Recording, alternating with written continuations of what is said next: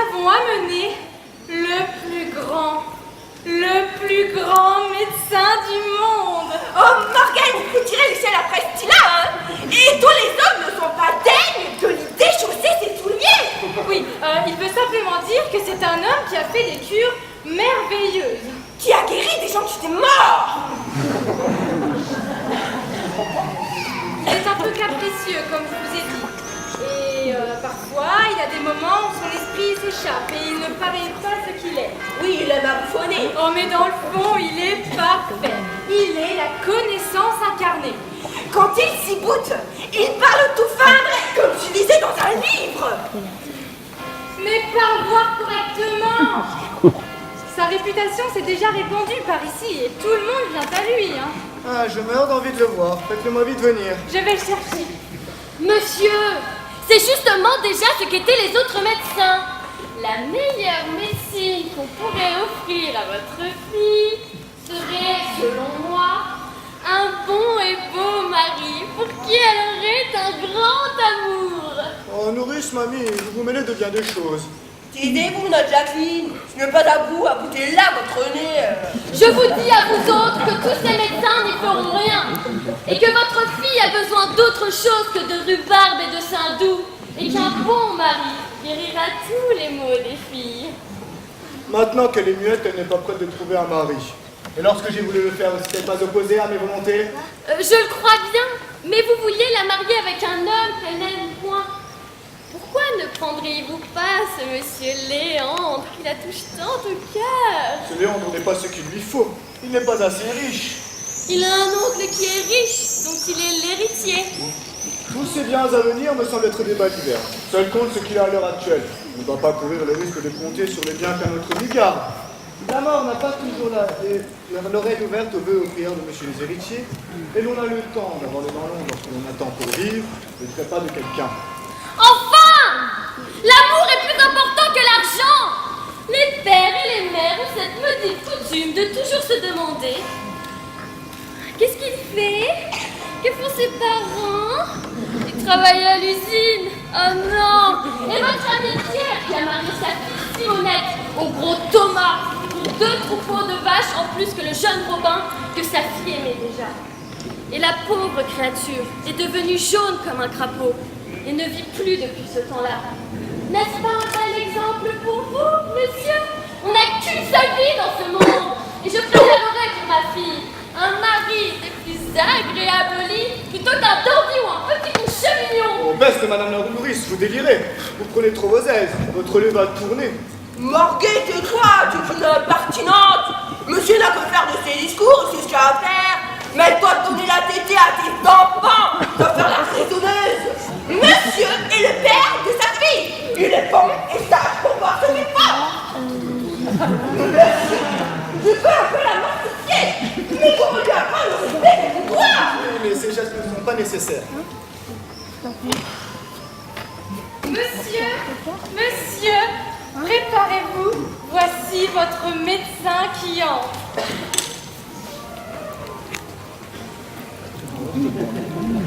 Monsieur, je suis ravi de vous voir chez moi.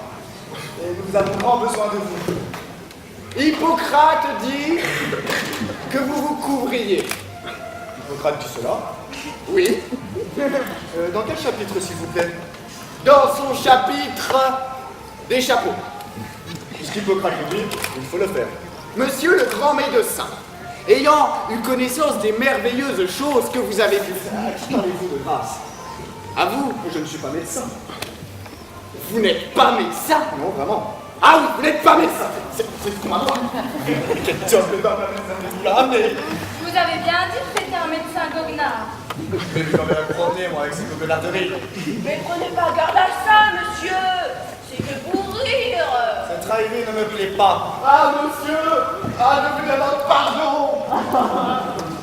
Cela n'est rien. Je suis si fâché. On n'a pas de mal. Des coups. Je vais vous mettre un coup. Ne parlons plus de cela, monsieur. D'accord. Ah, merci. J'ai une fille qui est tombée dans une bien étrange maladie. Ah, je suis ravi, monsieur. Je suis ravi que votre fille ait besoin de moi.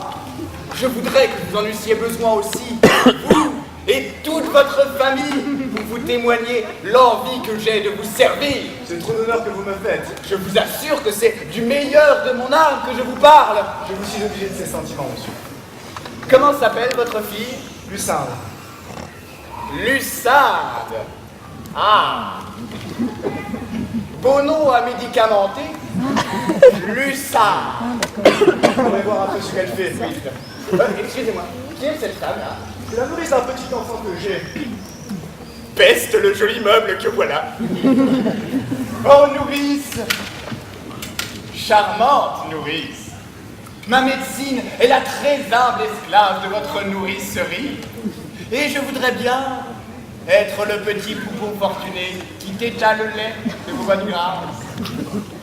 Toute ma science, tous mes remèdes, toute ma capacité est à votre service. Et je... Avec votre permission, monsieur le médecin, laissez-la, ma femme, je vous prie. Est-elle votre femme? Oui. Ah, vraiment? Mais je ne savais pas cela. Et je m'en réjouis. Ah, pour l'amour de l'un et comme de l'autre. Réjouissons-nous. Hé, seulement s'il vous plaît. Je vous assure que je suis ravi de vous savoir unis ensemble. Je la félicite d'avoir un mari comme vous. Et je vous félicite, vous, d'avoir une femme si belle, si sage et si bien faite comme elle est. Hé, investiguez. Pour un temps de compliments, je vous supplie. Ne voulez-vous pas que je me réjouisse avec vous d'un si bel assemblage? Avec moi, tant qu'il vous plaira, mais avec ma femme. Trêve de cérémonie. Je prends part également au bonheur de tous deux. Et si je vous embrasse un peu, je vous embrasse pour vous témoigner ma joie. Et je l'embrasse de même pour lui en témoigner aussi, n'est-ce pas? Fatigué, monsieur le médecin. Vive l'antiphonage. Monsieur, ma fille vous sera amenée tout à l'heure. Je l'attends, monsieur, avec toute ma médecine. Et où est-elle? Là-dedans. Fort bien. Comme je m'intéresse à toute votre famille, il faudrait que j'essaie un peu le lait de votre nourrice et que Non,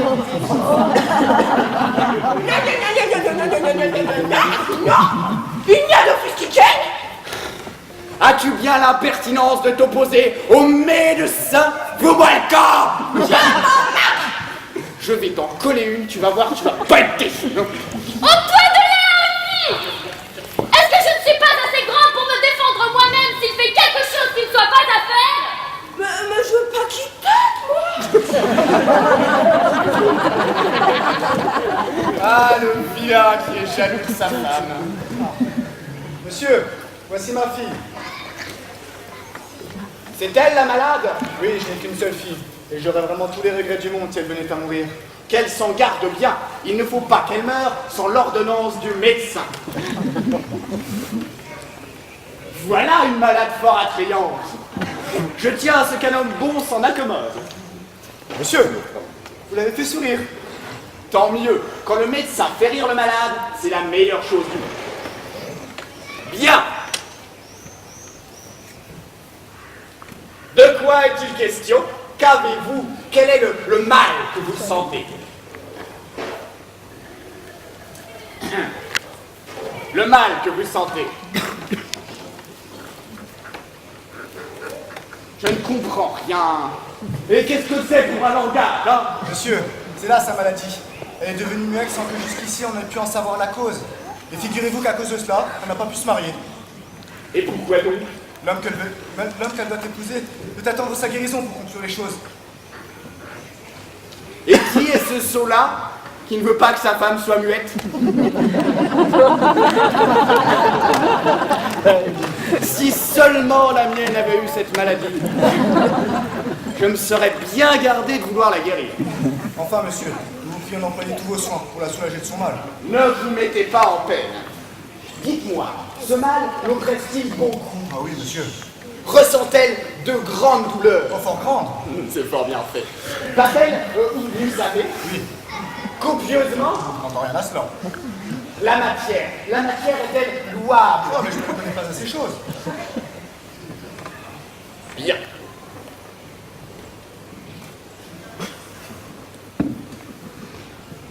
Votre bras, s'il vous plaît.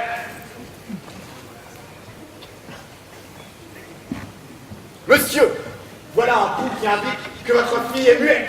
Eh monsieur, c'est là sa maladie. Et vous l'avez trouvé du tout premier coup. Eh oui. Voyez comme il a deviné sa maladie. Nous autres, grands médecins, nous connaissons d'abord les choses. Un ignorant aurait été embarrassé et vous aurait dit c'est ceci, c'est cela. Mais moi, je touche au but du premier coup et vous apprends que votre fille est muette. Oui, mais je voudrais bien savoir d'où cela vient. Rien de plus facile. Cela vient du fait qu'elle a perdu la parole. Monsieur, la cause du fait qu'elle ait perdu la parole. Tous nos meilleurs auteurs vous diront qu'il s'agit de l'empêchement de l'action de sa langue. Mais encore, monsieur, vos sentiments sur l'empêchement de l'action de sa langue. Aristote là-dessus dit de fort belles choses. Sans doute. C'était un grand homme, vous savez. Oh, je me crois. Grand homme, tout à fait. Plus grand que moi. Pour en revenir donc à notre raisonnement. Je tiens que cet empêchement de l'action de sa langue est dû à certaines humeurs. Humeurs que nous autres, savants, appelons humeurs péquantes. Péquantes, c'est-à-dire humeurs péquantes. D'autant que les vapeurs formées par ces exhalaisons Entendez-vous le latin? En aucune façon. Comment? Vous n'entendez pas le latin? Hélas, non. Cablicias! Alciduram! Catalamus! Singularité! Nominativo ecclusa! Bonus! Bona! Bonum! Deus sanctus! Esne oratio latinas! Oh, si seulement j'avais étudié. L'homme que voilà. Or donc, ces vapeurs, le foie, le cœur, cerveau, nasmus. Écoutez bien ceci, je vous en conjure. Venant à passer par la veine cave, développe une certaine âcreté. Soyez attentifs, s'il vous plaît. Je le suis. Une certaine âcreté qui développe ensuite une malignité dans la concavité, et c'est à ce moment-là que potarinum quipsa milus. Et c'est justement ce qui fait que votre fille est muette. Eh oui. Voyez comme c'est bien dit. Ah.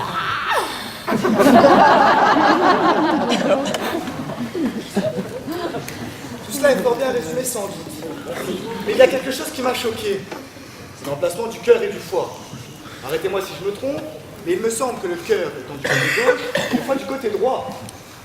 Oui, cela était ainsi autrefois. Mais nous avons changé tout cela et nous pratiquons aujourd'hui la médecine d'une méthode tout à fait nouvelle. C'est ce que je ne savais pas, et je vous demande pardon pour mon ignorance. Vous n'êtes pas obligé d'être aussi savant que nous. Assurément. Mais monsieur, Oui. que pensez-vous qu'il faille faire à cette maladie? Ce que je pense qu'il faille faire à cette maladie. Oui, monsieur.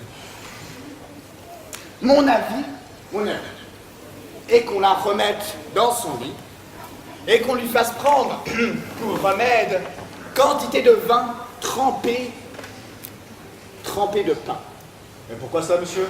Parce qu'il y a dans le pain et le vin mélangés ensemble une vertu sympathique qui fait parler. Ne savez-vous pas que c'est ce qu'on donne aux perroquets pour leur apprendre à parler? Cela est vrai. Ah, le grand homme. 8 quantités de pain et de vin. Pardon, excusez-moi, pardon. Je reviendrai voir votre fille ce soir. Pendant ce temps, il y a une nourrice à laquelle il faut que je fasse quelques petits remèdes. Qui? Moi? Oui. Mais je me porte le mieux du monde. Méfiez-vous de votre bonne santé. Elle est à craindre. Et je pense qu'une petite saignée au bon endroit ferait le plus grand bien. Ce serait pour les maladies à venir. Attendez.